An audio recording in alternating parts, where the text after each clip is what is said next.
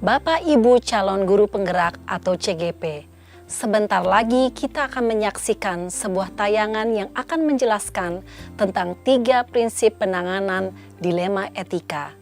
Menurut Profesor dan pakar etika Rushworth M. Kidder yang tertuang dalam bukunya Good People Make Tough Choices. Kidder mengatakan bahwa tanpa kita sadari, kita sudah sangat mengenal atau bahkan menjalani ketiga prinsip ini yang seringkali digunakan sampai kita tidak perlu berpikir lagi melakukannya.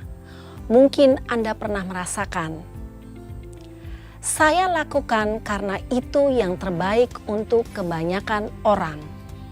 Yang selanjutnya kita kenal dengan berpikir berbasis hasil akhir atau end-based thinking. Ikuti prinsip atau aturan-aturan yang telah ditetapkan.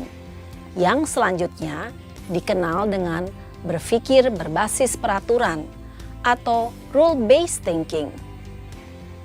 Memutuskan sesuatu dengan pemikiran apa yang Anda harapkan orang lain lakukan terhadap Anda, yang kita kenal dengan berpikir berbasis rasa peduli atau care-based thinking. Prinsip moral berbasis hasil akhir fokus untuk dapat mencapai kebaikan terbesar untuk jumlah orang terbanyak. Proses berpikir seperti ini berpijak pada aliran utilitarianism, yaitu mengerjakan apa yang dapat menghasilkan kebaikan terbesar untuk jumlah orang terbanyak. Pemikiran berbasis hasil akhir atau end-based senantiasa mengukur atau menguji konsekuensi dari suatu keputusan dengan memperkirakan hasil yang akan diharapkan yang bisa memberikan kebahagiaan terbaik untuk orang terbanyak. Prinsip moral berpatokan pada kepentingan institusi dan bukan pada kepentingan individu. Pada perkembangannya, prinsip ini mendapatkan kritik di kalangan ahli filsafat. Salah satunya yang mengatakan bahwa manusia pada dasarnya tidak bisa memprediksi semua akibat atau konsekuensi dari setiap keputusan atau tindakan-tindakannya. Untuk melihat semua konsekuensi dari perilaku seseorang individu saja belum tentu bisa, lebih-lebih konsekuensi dari tindakan sebuah masyarakat. Contoh dari kritik pada saat manusia membangun reaktor nuklir. Apakah mereka memperkirakan bagaimana sebaiknya pembuangan limbah dari pabrik-pabrik reaktor nuklir tersebut? Berpikir berbasis peraturan atau rule-based thinking. Bagi para ahli filsafat, prinsip ini sering disebut prinsip deontologis yang berasal dari bahasa Yunani, deon, yang berarti tugas atau kewajiban. Sehingga prinsip dilema etika ini bukan berpusat pada konsekuensi atau hasil akhir, namun berpusat pada apa tugas kita, apa kewajiban yang patut kita lakukan. Seseorang akan bertindak sesuai peraturan yang berlaku, dan orang tersebut mengharapkan orang lain pun bertindak mengikuti sesuai dirinya. Kritik terhadap prinsip ini.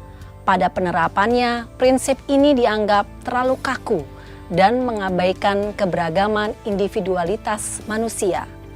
Bahwa mereka tidak terlalu memperdulikan hasil yang akan didapat, namun lebih fokus kepada prinsip atau aturan dasar yang diyakini, selalu berpatokan pada sudah menjadi tugas atau kewajiban. Dengan demikian, bisa jadi peraturan itu sendiri yang salah secara prinsip.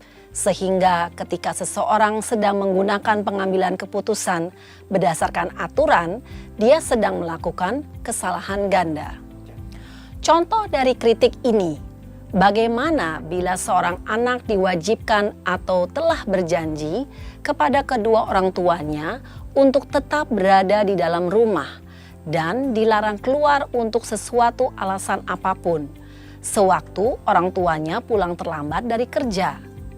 Namun, bagaimana bila hari itu hujan deras dan anak tersebut melihat ayahnya yang baru pulang kerja naik sepeda motor dan terjatuh dan terluka di depan jalanan rumahnya?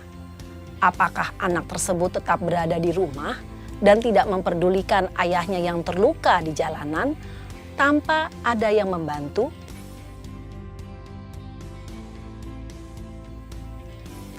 Berpikir berbasis rasa peduli, care-based thinking.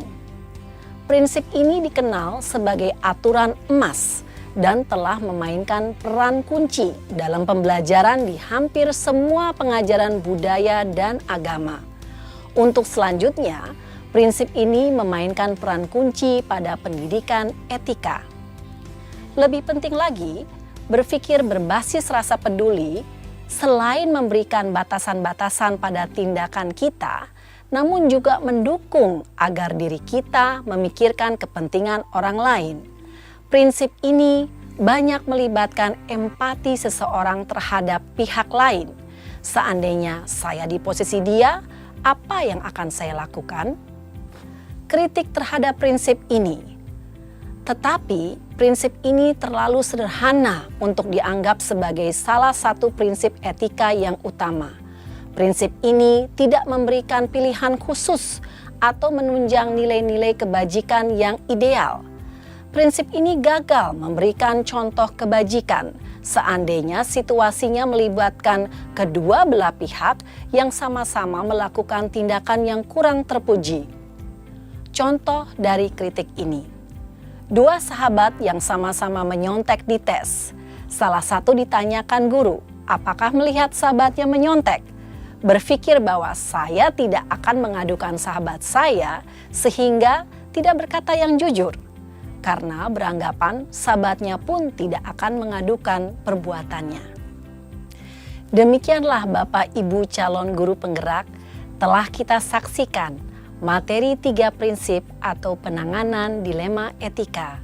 Semoga tayangan tadi dapat membantu Anda untuk lebih memahami 3 prinsip tersebut dalam pengambilan keputusan sebagai pemimpin pembelajaran.